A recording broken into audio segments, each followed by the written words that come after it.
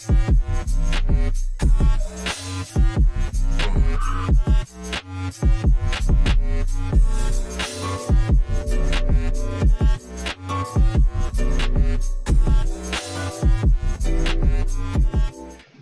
gracias, muy buenas tardes. Esto es Status Report, habitualmente a las 13 horas, los días martes y los días jueves.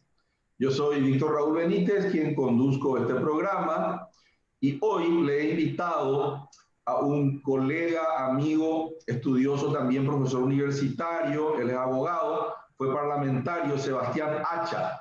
Y acá tengo anotado, antes de darle la bienvenida a Sebastián, la temática que hoy hemos acordado: economía informal, economía pandémica, empleo, inversión, política, chismes varios y etcétera. Pero por orden de importancia voy a comenzar. Chismes varios, política, inversión, empleo, economía pandémica y economía informal.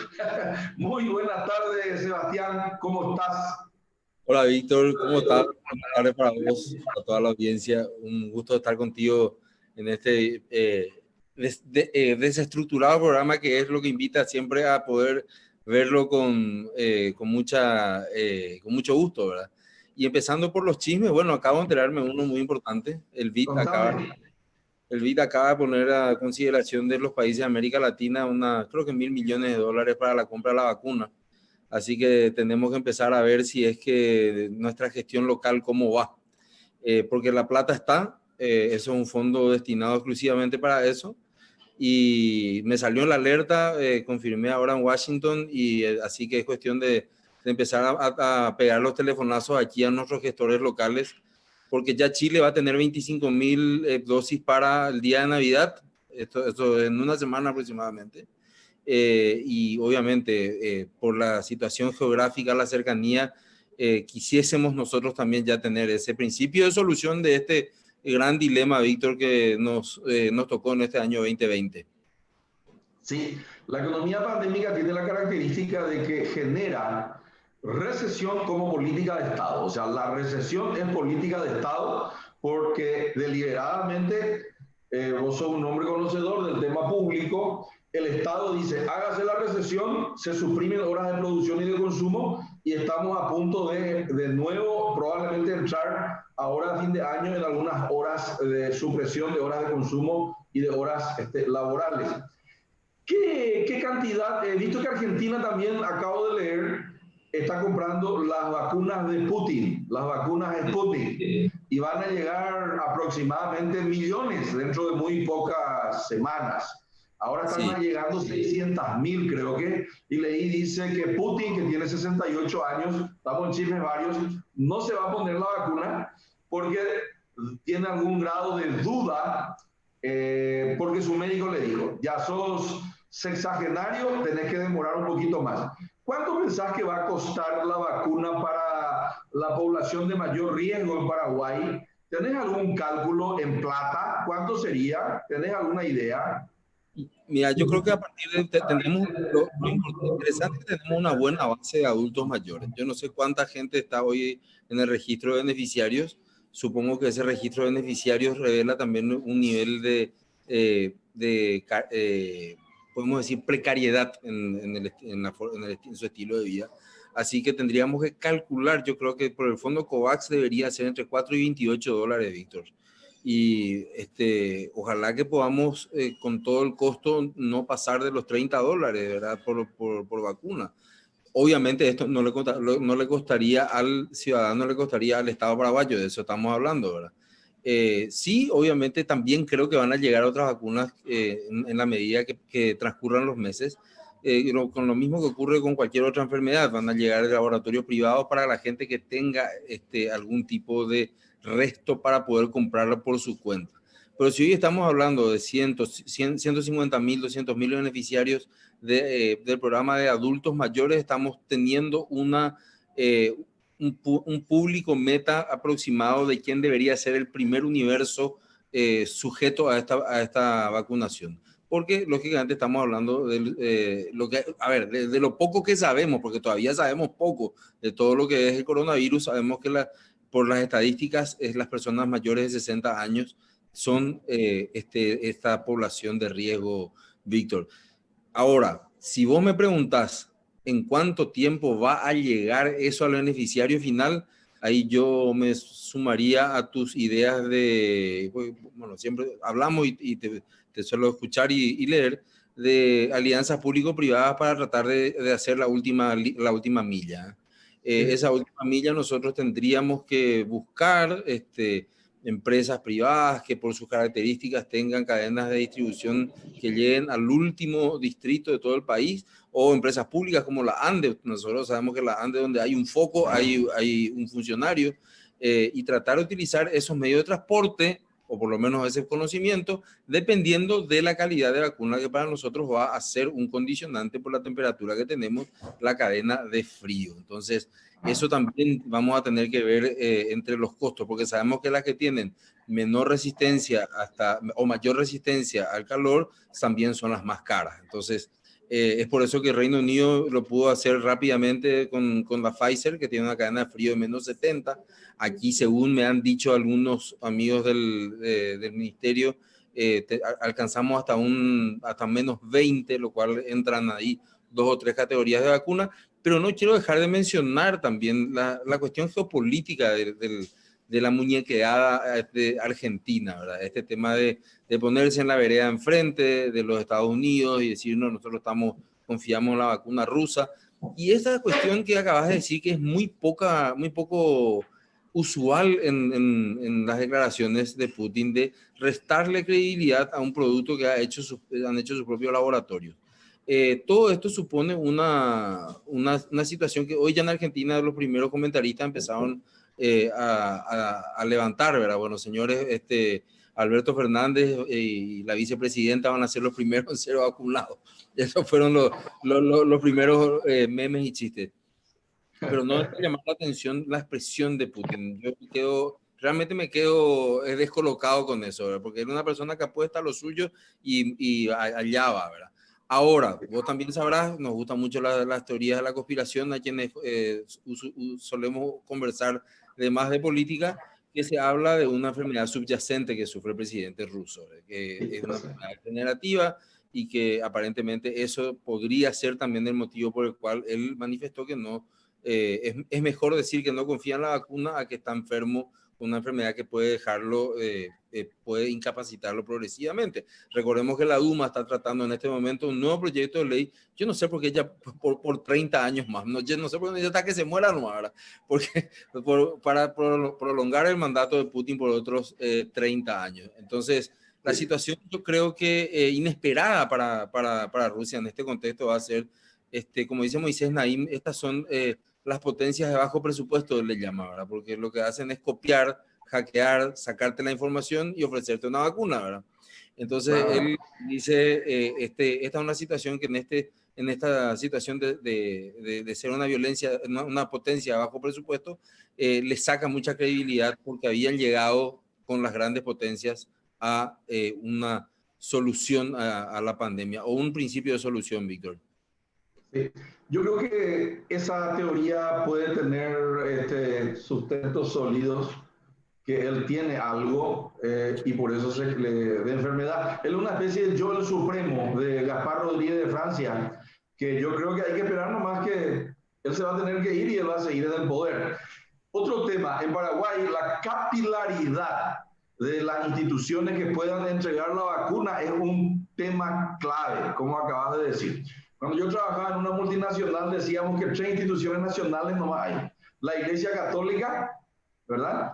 El Partido Colorado y Coca-Cola decíamos. Porque los 3 siempre están a un brazo de distancia. En cualquier esquina hay una capilla, en cualquier esquina hay una vending machine o un bicicooler, y en cualquier esquina hay una seccional colorada. Entonces ahora esas instituciones no tienen tanta capilaridad ni tanta cobertura, ni la Iglesia Católica, la Iglesia Evangélica les está pasando por encima en algunos lugares. Yo creo que tenemos que apelar, la ANDE sería algo bueno, habría que ver. Tigo está a menos de un brazo de distancia. Antes era Coca-Cola a un brazo de distancia, ahora es Tigo a medio brazo de distancia, ¿verdad? Acá lo tengo. En cuanto a plata, estuve mirando, $6 millones, es decir, le vacunamos a todos nuestros padres y abuelos. Yo estoy a punto de entrar ahí, estoy a 2 años de que me vacunen. Me prohíban ir al supermercado. Le digo a mis hijos, no me prohíban ir al supermercado. Y todos los días hago gimnasia para mantenerme delgado, ¿verdad? Pero es la realidad. Otra pregunta ahora. Me interesaría saber, ayer estuve leyendo y hoy tuiteé, no sé si tuiteé, no, alguien tuiteó. Al contrario, me hicieron una entrevista en el diario 5 días, ahora recuerdo, con tanto, viste que con tantos medios a veces no sabes, son mi canal, no sabes dónde dijiste qué, ¿verdad? Entonces me hacen una entrevista y yo mismo disparé la entrevista. El Paraguay en el índice de desarrollo humano estaba 198 en el ranking, saltó al 103. Eso quiere decir, se fue más atrás en el puntaje, está peor en el desarrollo humano. 5 puntos, 5 lugares, perdón. Eso es un tema que te lo comento para entrar en el otro tema. ¿Cómo estamos nosotros en materia de economía formal y cómo estamos nosotros en materia de índices de corrupción, que es tu especialidad, formalidad, transparencia, es tu especialidad? Y ahora veo que también vos manejás bien los otros índices. El índice Doing Business, el índice de transparencia, que ya lo dije, y el índice de desarrollo humano, y hay de competitividad, hay muchos índices. ¿Cómo vos ves que estamos posicionados y cómo vamos a estar? También hay un índice muy importante, que es el Investment Grade, el grado de inversión, es un indicador muy importante. ¿Qué análisis me haces de ese mix de índices, habida cuenta de que ayer nomás se publicó que en Paraguay retrocedimos en desarrollo humano antes de la pandemia, 2019? Con la pandemia no sé cómo estaremos. ¿Qué análisis me haces de ese blend de índices? A ver, así como hay desempleo abierto, y esto yo lo voy a inventar y me tomo la licencia por no ser economista, yo creo que hay una informalidad abierta también en el Paraguay que no existe de manera tan perceptible en otros países. O sea, nosotros solemos decir que el paraguayo es ñembotabú, que el paraguayo es esto y lo otro. Generalmente nos tiramos mucho para abajo, pero en realidad lo que nos ocurre con absoluta sinceridad es que somos menos pillos de lo que son nuestros vecinos, ¿verdad? Porque a mí me pueden decir, por ejemplo, que en el Paraguay hay corrupción y yo le voy a decir, sí, estoy seguro que hay corrupción. Pero lo que no puedo entender es cómo en ese régimen, en esa escala de países de percepción de la corrupción, no aparece Grecia. No voy a hablar luego de Brasil o Argentina, ¿verdad? Donde el primer ministro, dibujó su crecimiento del PIB en un año, le mintió a toda la Unión Europea, a todos sus acreedores, fue un escándalo, ¿verdad? Entonces, ¿qué es lo que yo creo con respecto a eso, Víctor? Y este tipo de espacios como el tuyo, como te decía, desestructurado, nos da la posibilidad casi académica de pensar de manera políticamente incorrecta, ¿verdad? O sea, y decir mira, yo particularmente creo, a ver, esto no significa que no exista una informalidad en el Paraguay, esto no significa que la informalidad sea muy grande y preocupante, esto no significa que si la medición es que hay una relación directa, esto lo comprobó cuando el hoy director de aduanas, Julio, Julio Fernández. Julio Manuel Fernández, hacía con nosotros el estudio donde dice hay una directa relación entre los niveles de informalidad y los niveles de desarrollo humano.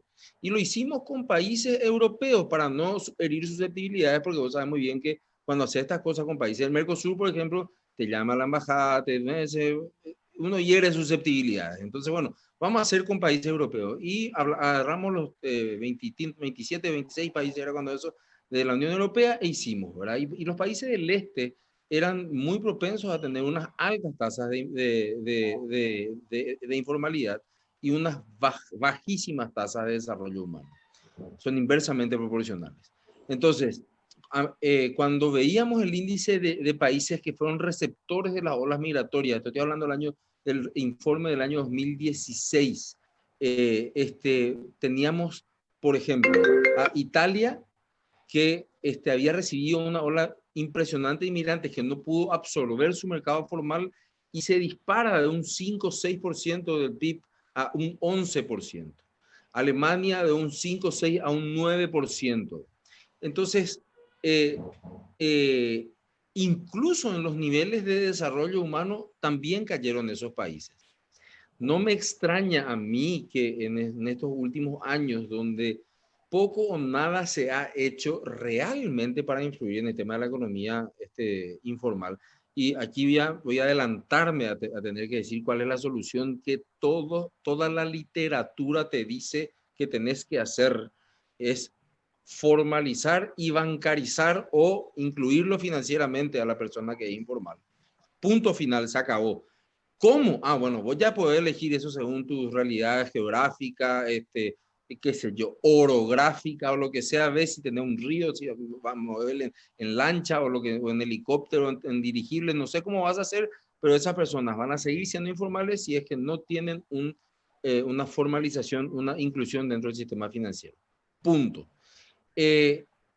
Dicho esto, los índices que a nosotros nos han golpeado, evidentemente hablan de muy poca inteligencia y muy poca coordinación en poder decir, a ver, voy a hacer una reforma tributaria en la cual para seguir aquel, yo le llamo, y me hago cargo y lo hice en mi tesis doctoral, aquel Natch de Thaler, que fue decir, señores, ¿saben qué?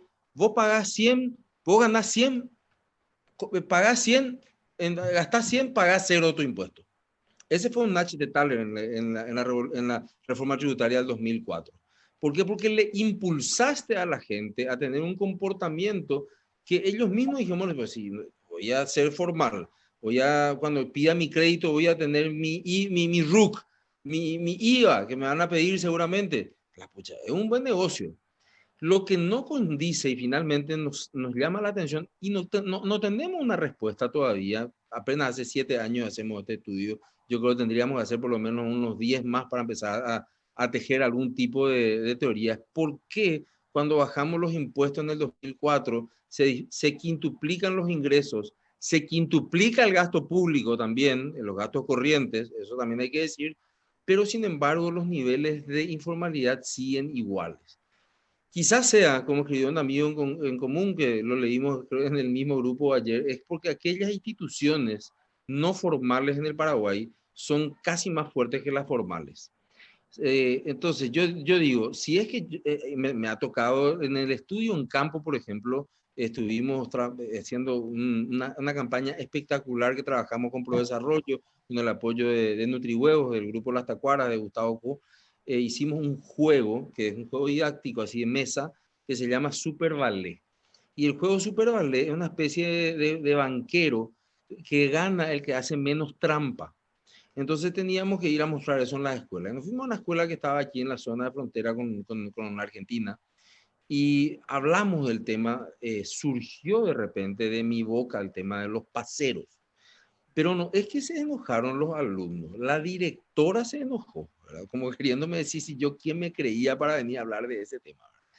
Y entonces uno dice, entran muchas teorías de mucha gente que hoy en día está hablando de deshonestidad.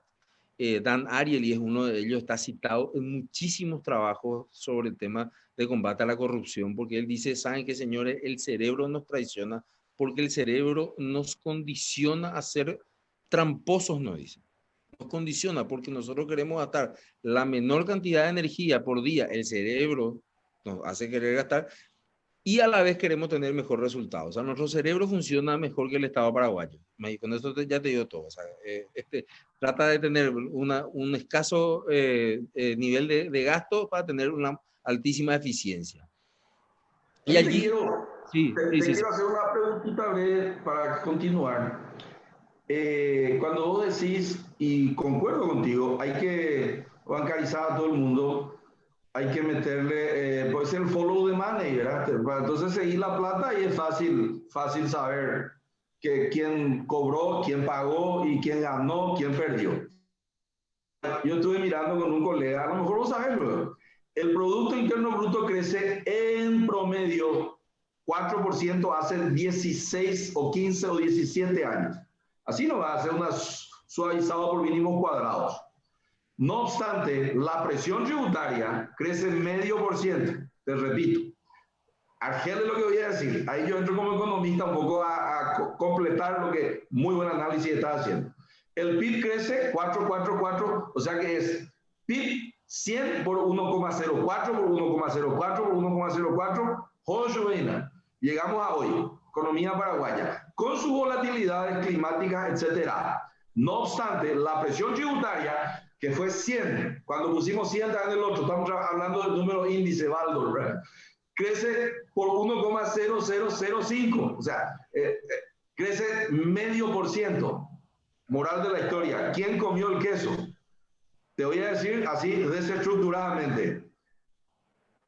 Los perros esconden lo que ganan o esconden lo que producen y venden. Y no es solamente el empleado informal que no está bancarizado. Estoy hablando de los perros, gente grosa. Estoy hablando de los mayores flujos de caja del Paraguay. Por eso el PIB crece y el PIB mayoritariamente es gente grosa. Y allí, y sabe que eso sabe mucho Fernández, nuestro amigo, el que está en la aduana. Porque Julio trabajaba luego como economista jefe de las Naciones Unidas, el PNUD. Entonces, pregunto, ¿quiere decir que la gente sabe evadir en Paraguay? Y ahí también tiene que haber follow the money. Y ahí no hay follow the money. No solamente sabe evadir, porque vos sabés la diferencia entre evasión y elusión. El problema también es que la elusión es muy fácil, porque ante la desconfianza consuetudinaria, con mayor o menor legitimidad que se tiene, por ejemplo, en la fiscalía, es que nosotros creamos, por ejemplo, la figura de la prejudicialidad. O sea, vos primero te tenés que ir ante tribunal, sí, claro, pues ya terminar en el tribunal de cuentas, ¿verdad?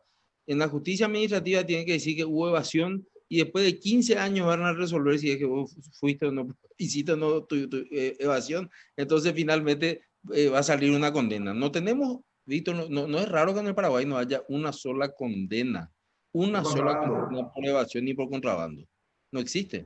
No existe. Entonces, eso no es una casualidad mirando ya el big picture de que en realidad nosotros tengamos estos problemas, porque en realidad no existe hemos fracasado en lo que se llama el derecho administrativo sancionador. Nosotros penalizamos todo. Entonces, al momento de penalizar, vos decís, ¿sabes qué? Si vos no te cortás la uña, te vas a la cárcel. Si vos no te cortás el pelo y no te bañás todos los días, también te vas a la cárcel. Si vos manejás borracho, vamos a subir la pena y te vas a ir también a la cárcel ahora, ¿no? Entonces, eso que hablan Acemoglu y Robinson en su libro, ¿verdad? O sea, los países desarrollados tienen normas flexibles, pero de cumplimiento rígido. Nosotros tenemos normas rígidas, pero de cumplimiento flexible. Porque si en la primera de cambio luego ya te vas a ir a la cárcel, lo que vos haces es buscarle al compadre, al amigo, al cura párroco que te ayuda, o pues no te querés ir a la cárcel. Y ahí entonces la muchacha quiere ayudarte. En los procesos en donde no hubo esto, y voy a hablar de procesos exitosos para que no creamos que en realidad esto no existió nunca en el Paraguay. Eduardo Peta, con quien podemos tener mucha diferencia en el área educativa, fue un excelente director de la policía de Caminera. ¿Por qué? Porque él a todos, y me incluyo en primer lugar, nos hizo entender que si nosotros chupamos no podemos manejar, porque te agarran y te van a multar. Y eso pasó en un espacio de tiempo de 5 años. O sea, no es que los procesos son largos y en realidad, como te dicen muchos políticos, nos hagan la solución al problema. Te dicen, no, esa es una cuestión cultural. Te dicen, no, es una cuestión cultural. Es que acá todos los perros estaban en pedo y se mataban todos los días. Pero acá el tipo agarró y le puso a unos cuantos, yo no sé, 20, 30, con una buena campaña de comunicación. Y hoy en día hay negocios que yo eso es lo que más admiro, cómo pudo el paraguayo enseguida hacer, yo te manejo, corbatitas te manejo, yo te llevo y te traigo. Y la gente empezó a ganar plata de personas de un estatus que querían ir a chupar y el otro que tenía que laburar, esa noche se iba, le manejaba y le traía y eso fue floreciendo. Yo aplaudo eso. ¿Por qué? Sí, Sí, se eso escucha. se llama el famoso Shake Peta. ¿Te acuerdas? Shake Peta. Tú tenías su Cierto. eslogan. Te quiero comentar algo. Vos citaste a uno, Dan Ariely, o Ariely, como tú le dices. Él escribió un libro, Predeciblemente Irracionales, dice. O sea, somos predeciblemente irracionales. Quiero, sí, solamente ya tenemos que terminar, hacer una pregunta sobre eso, ¿verdad? Lo que dice Acemoglu también, que es la calidad de las instituciones, la calidad de las instituciones, la calidad de las instituciones. ¿Pensás que tenemos posibilidades nosotros de ir cambiando, digamos, en el futuro, sobre todo en materia de punición, con controles cruzados, con inteligencia artificial, le llaman deep learning, machine learning, que crucen las bases de datos? Vos muchas veces ya dijiste eso, pero todavía no se hace. Una Todavía decisión no, política, ¿verdad? ¿Cuándo se todavía no haría se eso? hace. ¿Eh? Todavía no se hace. ¿Eh? Es que ya no existe más el operativo. Me acuerdo cómo se llamaba, el Yaguareté que salía por calle Palma a ver si no existe más. Las grandes oficinas de recaudación de impuestos hoy en día lo que hacen es cruzan datos, hacen big data. Agarran y te dicen, pero pues vamos a traer por acá, ¿cómo puede ser? Y un caso real, ¿cómo puede ser que un importador de vehículos usados vía Chile trae 24 millones de dólares vía Chile, tiene un solo empleado en IPS y no está entre los 700 principales contribuyentes del fisco? Entonces vos mirá eso y decís, la pucha, si tiene cuatro patas y dice miau, no es gallina, porque puede también ser perro disfrazado, ¿verdad? Pero gallina por lo menos sabe que no es, ¿verdad? Entonces, ese tipo de cuestiones saltan a la vista. Esto que yo te estoy contando no es ficción, salió publicado en un estudio que se hizo serio, pero no se hace nada. Entonces, ¿cuál es la primera gran desigualdad en el tributo allí? De que somos pocos los boludos que pagamos. Entonces ahí ya te empezás a enojar.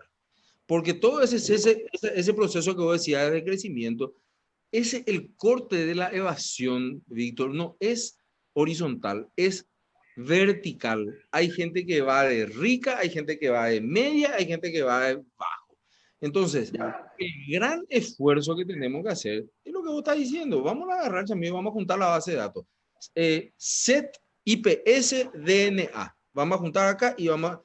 Espectacular lo que va a salir. Espectacular. Y para el funcionario, para aquel funcionario, porque acá los perros te dicen, no, el tema de la corrupción es el tema público. Pero ¿cómo puede ser que haya un 64% de evasión en el IPS? Ese no es público. Ese No, no es no, público. ese ya es exagerado. Para terminar, veo que estamos por buen camino, entonces yo creo que la inteligencia artificial va a ser más eficiente que la decisión de la clase política que no quiere cortarse su propio brazo. Sí Dan mismo. Ariely dice que somos luego predeciblemente irracionales. Y la última pregunta, ¿vas a volver Este ya es cerrado, no me vayas a contar más nada, ¿sí o no? No, pregunta cerrada. ¿Vas a volver a la política? Si vas a volver, invítame, yo puedo entrar detrás de vos, me voy a poner así a tu lado y brilla, entro con tu voto. ¿Qué tal? ¿Se puede, yo? Te voy a avisar. No por ahora, Hayaku, don Blas, ¿verdad? Por ahora no. Estoy contento y tengo mucho compromiso hasta el 2028 por lo menos. Bueno, un abrazo, Sebastián. Abrazo, Muchísimas Víctor. gracias y muy buenas Gracias a la tardes. audiencia Hasta y la al próxima canal. semana. Chao, Chao, chao. chao, chao. Gracias, gracias.